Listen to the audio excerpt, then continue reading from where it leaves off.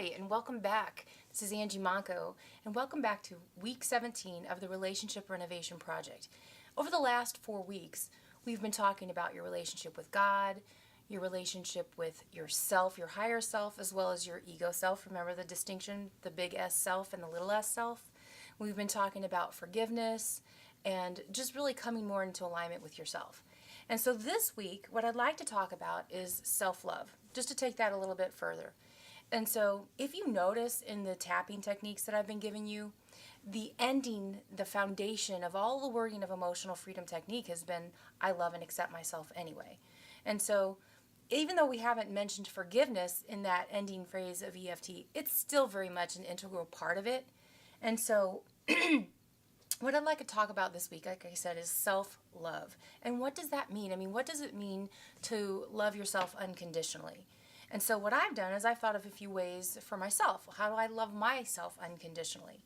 And also I want you to take note that it is just a intention. It is not a final destination. It's something that you have to set for yourself every day. I'll explain more of that in just a second. And no matter where you are on the process of this relationship renovation project, I want you to be gentle on yourself. Really easy does it, one day at a time. And maybe you haven't done the homework assignments every week, and that's okay. You're doing it exactly as you need to do it. So I just want you to understand that and to remember that. So how do I love myself unconditionally? What does that mean for me? You have to decide for yourself what exactly that means for you. So it often helps to hear an example. So for me, to love myself unconditionally means that maybe I get enough rest, I have enough fun in my life. My husband, Steve, is really good about making sure that that happens for me because I have a hard time relaxing at times and taking that time for me. It means treating myself with compassion, and not beating myself up. If I make a mistake, I let it go. It means believing and trusting in myself. And that is probably the hardest thing that a lot of people have to deal with, is they really don't trust themselves. They wonder if they can cope with life. And again, I'll be getting into that over the next several weeks. It also means continually reclaiming my power from things that I give my power away to. And that could be other people, that could be other situations. But it just means me taking a look at something objectively and reclaiming my power from it, which I'll explain more in just a second. And it also means doing things not out of obligation, but because I really want to do them. Okay? These are just some ways that I feel like I unconditionally love myself.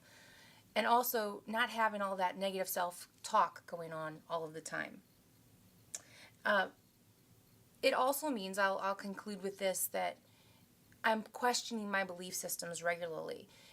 Again, if my belief systems are hurting me and they're causing me to suffer, I need to take a look at that. So I want you to start questioning yourself. How do you unconditionally love yourself or not? And then begin to think of ways how you can adjust that or modify that. So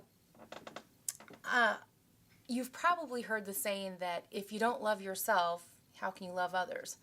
I used to think that, I'm so compassionate, I'm so loving, I'm so kind, and so forth. But then I thought, but if that's the case, and that's true, that if you can't love yourself, you can't love others, then why do I have some negative self-talk going on? What's this all about?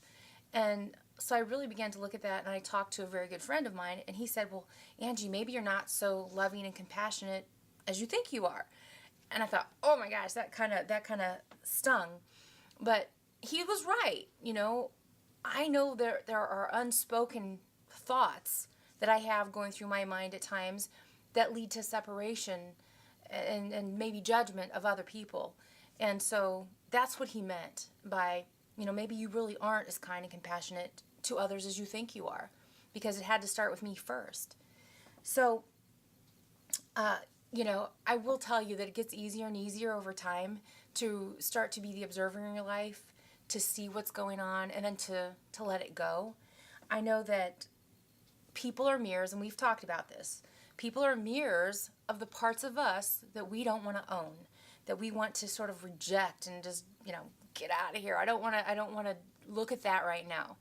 So I want to share with you today 3 things that I do for self-love. And so the first one of these, and again, why would I use this technique? Well, Maybe I'm feeling fearful. Maybe I'm feeling doubtful or resentful or really any negative emotion that you can think of. So then I would employ these techniques. And so let me explain the first one. If I put myself on a pedestal, now again, think of this for yourself. You ever put yourself on a pedestal and you think, oh my God, that person's driving me crazy? And for me, when I do this, this is a red flag. It's a red flag that I need some self-love, okay? So there's 3 things that I do. The first one is called Ho'oponopono. And this is a Hawaiian tradition of healing. Some of you may have heard me talk about it already. But it's a Hawaiian tradition of healing. And I'll tell you a little story. Hugh Len, that's his name. His name is Dr. Hugh Len. He was hired at this Hawaiian, I guess it was like a prison. And they had a bunch of hardcore criminals in this one particular unit. And they were out of control. And so they hired Dr. Hugh Len to come in. They'd heard that he does some amazing type of work to bring people together. And so they hired him, and he came in as a psychologist. He went into his office every day, and he would get prison transcripts out, and he'd start looking through these prisoner transcripts, and he would look at each one and say, whatever part of me created the suffering that I see in you, I love you, I'm sorry, please forgive me, thank you. And he would continue to say this, and he would go to the next prisoner transcript and say the same thing. And they wondered what he was doing because he never saw the prisoners face to face. He was simply going in his office and staying there for about 2 hours and doing his work. So anyway, they were wondering, man, what is he doing? Why do we hire this guy? So it took a few months, but slowly the prisoners began to change. And these were hardcore criminals, rapists, murderers, you name it. And they began to change, and order began to be restored to the unit. And so over a year's time, they actually shut down that unit because everybody was released to like lesser security areas. And people were amazed by this. Well, why does that work? Why in the world would Dr. Hugh Len going in an office, being by himself and saying these special words of healing over these prisoners have any effect? And the reason for that is because we are all connected and we are all one. We have this separate body here, and it gives us the illusion of separatism, the appearance, the illusion of separatism. But truly, when it comes down to it, we're all connected and we're all one. So what happened was, over time, and Dr. Hugh Len was saying this prayer, whatever part of me created the suffering that I see in you, I love you, I'm sorry, please forgive me, thank you. He was actually speaking to himself. He was saying, I love you. Whatever part of me perceives the suffering that you're going through, if it weren't in me, I couldn't perceive it in you. So he says this prayer, and he's making peace within himself. And because we're all connected, the healing started to manifest in his outer reality. It's maybe a little out there, but it truly, honestly works. So whenever I get into that space of, like I said, I put myself on a pedestal, I'll do Ho'oponopono for somebody. Well, for myself, actually, but for that particular scenario. So that's number 1. And number 2 is I reclaim my power. I mentioned this earlier as a way to unconditionally to love myself. What I mean by reclaim my power, there's a book out there called Busting Loose from the Money Game, and it's by Robert Schoenfeld. And this is where I got this information, and I've used it. I use it to this day. And what it is if, again, I feel like I'm putting myself on a pedestal, I'm separate from others, what I will say to myself is, this isn't real. It's completely made up. It's a creation of my consciousness, and I reclaim my power from that creation now. And again, what happens is, again, like I mentioned, everything is an illusion of separatism, of having a physical separate body. But energy is just energy. We're all the same. We're all connected. We're all one. And so that's what I do when it comes to reclaiming my power. And know that your true essence really is abundance. So if you're feeling out there like, I don't have enough money or I don't have enough time, it's not really the truth with a capital T. Remember we talked about that? It's more of just this fierce, what's the word I'm looking for? Scarcity mindset. This scarcity mindset. It's fear-based, but it isn't really true. And so when you know this in your heart, then what happens when you reclaim your power from it, you say, you know what? I'm not going to look at that. I am not going to put my focus on that which I don't want to create. So therefore, I'm going to see myself as enough, and then I turn to appreciation, and I say, oh my gosh, it's pretty amazing that being our true essence is abundance and prosperity and enoughness that we could create. We're such powerful beings of the mind and spirit that we could create this amazing illusion of lack and scarcity. So there's an appreciation there. So that's the second way that I do it. Again, if you want more information, go to Robert Steenfeld's Busting Loose from the Money Game. And let's see, the third way that I do this is through, of course, my beloved tapping, emotional freedom technique. So I want to do a little bit of that with you right now. And so this third thing that I'm going to share with you is by Brad Yates. He was a guy that spoke at the World Tapping Summit in 2009, I believe it was. And it's tapping that you can do in the morning and at night. I'm only going to do the morning one with you right now, but you have your PDF, your workbook, and you can always refer back to that for more information and to do this yourself for the night tapping. So let's begin right now. So close your eyes and take a deep breath. And remember, go to the karate chop point. You've done this many times, so go to your karate chop point, and I just want you to repeat after me. I know this is not going to be traditional. It's going to sound a little bit different, but that's okay. Just trust me on this. I choose to love myself today. I choose to love and forgive myself. I choose to love and accept myself. I choose to really love myself today. I choose to treat myself with self-love and self-care. I treat myself with self-respect. I choose to acknowledge myself as loving and deserving of self-respect. And I deeply and completely love and forgive and accept myself and anyone else who shows up in my life today. Okay, now with your eyes still closed, I want you to go to your first tapping point at the beginning of the eyebrow and just repeat, I choose to love myself today. And side of the eye, I choose to love myself today. Under the eye, I choose to know I deserve that. Under the nose, maybe I have some reason why I'm not buying into this. Chin, I may doubt how lovable I am. Collarbone, I may doubt how deserving I am of love and respect. Under the arm, and I choose to clear those doubts, releasing them at a cellular level. Top of the head, there are misunderstandings.